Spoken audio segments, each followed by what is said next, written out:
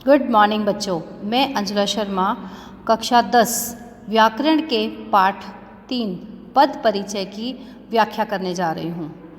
बच्चों, हमें सबसे पहले पद परिचय जानने के लिए हम चलते हैं पहले अपनी उस वर्णमाला पर जहाँ हमने वर्ण पढ़े थे। वर्ण जब आपस में मिलते हैं तो उनको मिलकर शब्द बनते हैं। शब्द का अपना एक स्वतंत्र अधिकार होता है, स्वतंत्र व्यक्तित्व होता है और वो जब अकेला रहता है तो वो शब्द कहलाता है, लेकिन जैसे ही उसको वाक्य में रख दिया जाता है तो वो पद बन जाता है।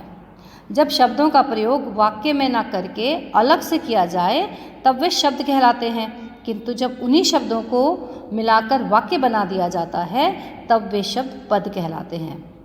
जब शब्दों को विभक्तियों के साथ वाक्य में प्रयुक्त किया जाता है तब वे पद के रूप में कार्य करते हैं। जैसे देखिए, राम, पुस्तक, बच्चे, ये अलग अलग शब्द हैं, लेकिन जैसे ही हम इनका प्रयोग वाक्य में करते हैं तो ये पद बन जाते हैं। जैसे राम पढ़ता है तो राम यहाँ पर वाक्य में जुड़ गया तो ये पद कहलाएगा। उसी प्रकार से बच्चे खेल रहे हैं, बच्चे वाक्य में जुड़ गया शब्द तो ये अब पद कहलाएगा। उसने नई पुस्तक खरीदी, अब पुस्तक जो है पहले स्वतंत्र थी लेकिन अब वाक्य में जुड़ने के बाद ये पद बन गई। ये रेखांकित शब्द जो हैं इनकी व्याख्या करना या इनका परिचय देना ही पद परिचय कहलाता है। देखिए, पद परिचय से तात्पर्य है पदों का विश्लेषण। वाक्य में प्रयुक्त पदों का व्याकरणिक परिचय ही पद परिचय कहलाता है। अन्य शब्दों के साथ किसी वाक्य में प्रयुक्त संज्ञा, सर्वनाम, विशेषण, क्रिया विशेषण, संबंध बोधक, समुच्चय बोधक अथवा विस्मयादि बोधक आदि शब्दों का जिस रूप में प्रयोग हुआ है उन्हें स्पष्ट करना ही पद परिचय कहलाता है। बच्चों, किसी पद का परिचय देने के लिए ना उस शब्द का पद का भेद, उपभेद, लिंग, वचन, कारक, कर्ता आदि के संबंध का परिचय भी दिया जाता है। पद परिचय करते समय हमें निम्नलिखित बातों का ध्यान रखना जरूरी है। देखिए, प्रत्येक पद को अलग अलग करना चाहिए और प्रत्येक पद का प्रकार बताना है। वाक्य में उसका दूसरे पदों से क्या संबंध है ये भी हमें बताना पड़ता है और साथ ही साथ वाक्य में उसका कार्य क्या है ये भी हमें बताना पड़ता है। तो आइए अब हम सबसे पहले देखते हैं पद परिचय के भेदों का उदाहरण सहित विवरण। सबसे पहले आता है संज्ञा। बच्चों, इसको पढ़ने के लिए पद परिचय जो है इसको हमें एक तरह से यूँ कहें कि किसी पद का व्याकरणिक परिचय देना ही पद परिचय कहलाता है। तो इसके लिए हमें व्याकरण की संज्ञा, सर्वनाम, ये जो हम बचपन से व्याकरण पढ़ते आए हैं उसका ज्ञान होना आवश्यक है। अब जैसे संज्ञा जो है उसकी परिभाषा है किसी व्यक्ति, वस्तु, स्थान या भाव के नाम को संज्ञा कहते हैं और उसके हमें भेद भी पता होने चाहिए।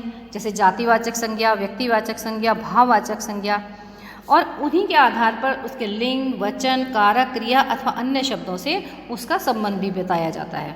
जैसे उदाहरण है, गौरव हास्य की एक पुस्तक पढ़ता है। अब इसमें पहला शब्द है गौरव जो रेखांकित है। अब गौरव क्या है ये बताने के लिए हमें सबसे पहले हम देखेंगे संज्ञा। व्यक्तिवाचक संज्ञा है ये। क्यों है?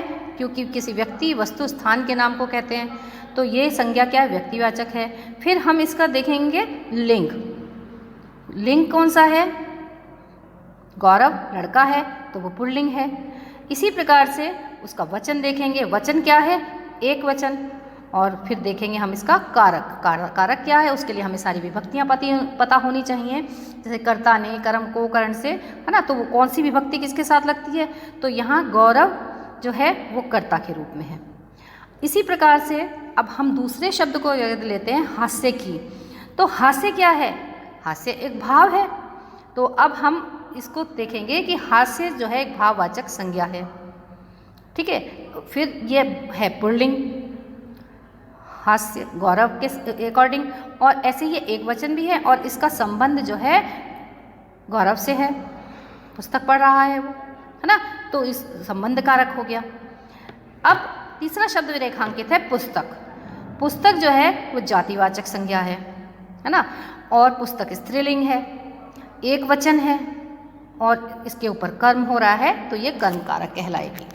अब इसका दूसरा भेद आता है सर्वनाम के आधार पर पद परिचय किस प्रकार से दिया जाएगा। देखिए, सर्वनाम, इसके लिए पहले हमें उसकी परिभाषा पता होनी चाहिए। ये सर्वनाम क्या होता है? संज्ञा के स्थान पर प्रयुक्त होने वाले शब्द सर्वनाम कहलाते हैं और इसके भेद हैं पुरुषवाचक, निश्चयवाचक, अनिश्चयवाचक, संबंधवाचक, प्रश्नवाचक और निजवाचक।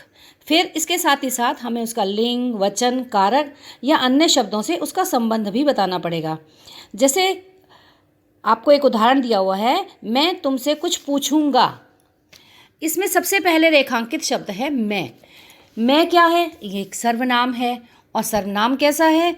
एक पुरुषवाचक है और सर्वनाम में पुरुषवाचक के साथ साथ ये उत्तम पुरुषवाचक सर्वनाम है।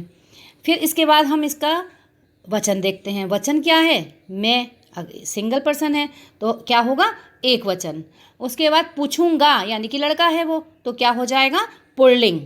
लिंग इसका पुल्लिंग हो जाएगा और कर्ता कारक हो जाएगा क्योंकि उसके द्वारा ही कार्य हो रहा है, तो ये यहाँ पर मैं जो है वो कर्ता हो गया। अब दूसरी शब्द जो है वो रेखांकित है इसमें तुमसे। तो तुमसे क्या है? पुरुषवाचक सर्वनाम है लेकिन मध्यम पुरुष हो गया क्योंकि पहला होता है मैं, द्वितीय मध्यम पुरुष होता है तुम और अन्य पुरुष हो जाता है किसी थर्ड पर्सन के लिए। तो यहाँ पर ये पुरुषवाचक सर्वनाम हो गया लेकिन ये मध्य पुरुषवाचक सर्वनाम होगा। और मैं तुमसे कुछ पूछूंगा, यहाँ पर किससे पूछ रहा है ये क्लियर नहीं है, तो इसलिए यहाँ पर स्त्रीलिंग और पुल्लिंग दोनों हो सकते हैं। दोनों लिंगों से ये संभव है। और फिर इसके बाद हम वचन बताएंगे। वचन वो एक वचन है और तुम है ना, और कारण कारक क्या हो जाएगा इसका? करण कारक, क्योंकि उसकी विभक्ति लगी तुमसे, कर्ता ने कर्म को करण से। इस प्रकार चलिए अब हम तीसरे भेद पर आते हैं, विशेषण। अब विशेषण के लिए हमें इसके पूरे भेद भी पता होने चाहिए और परिभाषा भी।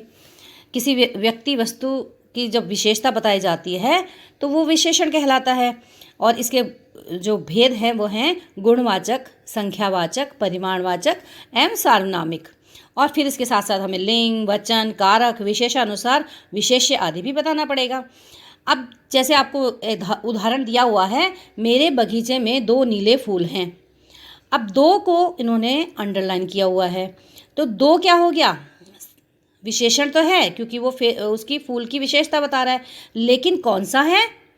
संख्यावाचक, क्योंकि इसमें संख्या पता चल रही है, तो ये क्या हो गया? संख्यावाचक विशेषण।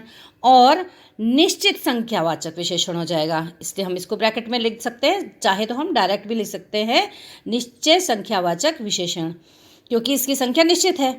फिर ये विशेष्य, फूल क्या है? इसमें विशेष्य है क्योंकि वो फूल की विशेषता बता रहा है। बस ये हो जाएगा इसका पद परिचय। दूसरा इसमें जो शब्द है नीले रेखांकित है। नीले में विशेषण कौन सा आ जाएगा? गुण बता रहा है कि वो नीले रंग का है, तो गुणवाचक विशेषण हो जाएगा। और 2 फूल हैं तो इस वजह से बहुवचन हो जाएगा, और फूल क्या है? पुल्लिंग, तो ये पुल्लिंग हो जाएगा। ये हो गया आपका पद परिचय। अगला देखिए आप क्रिया के आधार पर, है ना। क्रिया जो है वो 2 प्रकार की होती है, सहकर्मक, अकर्मक।